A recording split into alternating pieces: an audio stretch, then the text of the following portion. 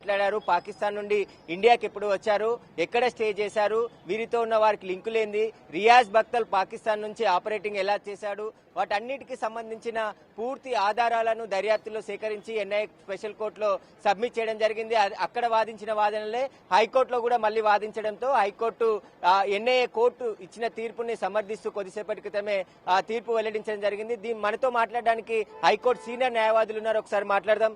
ఎలా చూస్తారండి హైకోర్టు తీర్పు? ఏదైతే దిల్షాద్ జరిగిన బాంబ్ బ్లాస్ట్ కేసులో 18 మంది అమాయకులు ప్రాణాలు కోల్పోవడం జరిగింది. అదేవిధంగా 131 మెంబర్స్ తీవ్రంగా గాయపడ్డారు. అంటే దాంట్లో మెంటల్లీ డిజార్డర్ కావడం జరిగింది, ఫిజికల్ గా ఆల్మోస్ట్ బాడీ అంతా ప్యారలైజ్ కావడం జరిగింది. ఇటువంటి ఇన్సిడెంట్ అనేది పాకిస్తాన్ కేంద్రంగా ఐఎస్ఐ సంబంధించిన ఉగ్రవాదుల సంబంధించినటువంటి వీళ్ళు ఎవరైతే చేసినారో వీళ్ళంతా ఒక కేంద్రంగా కుట్ర పన్ని 107 బస్ స్టాప్ దగ్గర మరియు మిర్చి ఏదైతే టీ స్టాల్ దగ్గర బాంబ్ బ్లాస్ట్ చేయడం జరిగింది.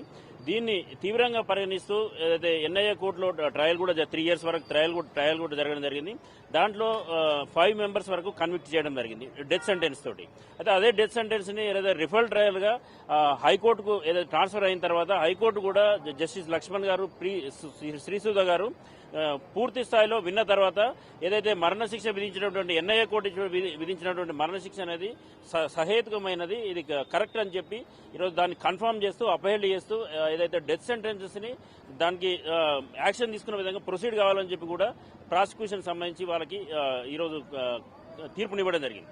అంటే దీనిలో ఏదైతే వాళ్ళకు అప్పీల్లో సుప్రీంకోర్టు కనుక వాళ్ళ స్టే వస్తుంది తప్ప వీళ్ళని ఉరిశిక్ష విధించే అవకాశాలు ఉంటాయి కనుక ఇది ఒక సెన్సేషనల్ కేసుగా భావించవచ్చు. ఎందుకంటే దేశంలో ఏదైతే ఉగ్రవాద కార్యకలాపాలు నిర్వహిస్తున్నటువంటి పాకిస్తాన్ ప్రేరేపిత ఐఎస్ఐ సంస్థకు సంబంధించిన ఈ ఉగ్రవాదుల్ని తక్షణమే ఉరి తీయాలా, వీళ్లకు సుప్రీంకోర్టు కూడా ఎక్కడ రిలీఫ్ దొరకదని కూడా మేము భావిస్తా ఉన్నాం.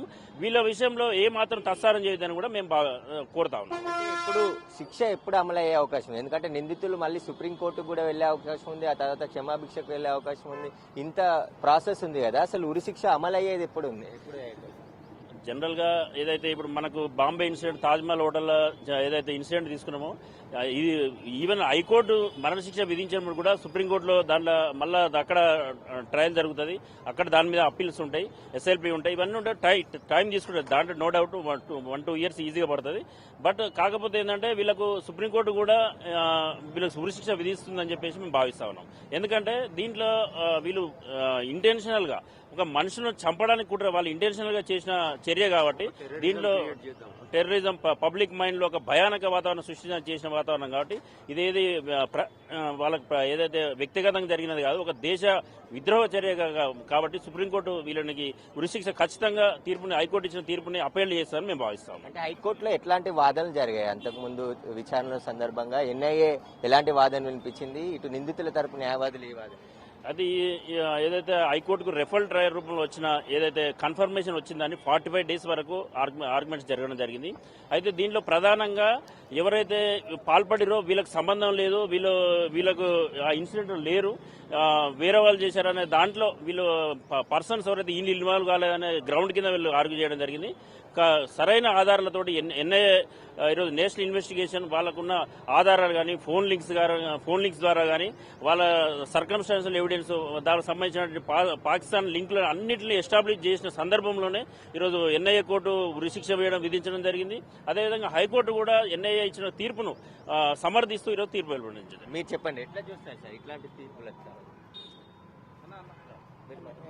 అయితే చూస్తున్నా సీనియర్ న్యాయవాదులు హైకోర్టుకు సంబంధించి ఇలాంటి శిక్షలు పడితేనే మళ్ళీ ఉగ్రవాద సంస్థలు ఇటు భారతదేశం వైపు చూడాలంటే భయపడే విధంగా ఉండాలి. ఖచ్చితంగా ఈ శిక్షలు అమలు కావాలి.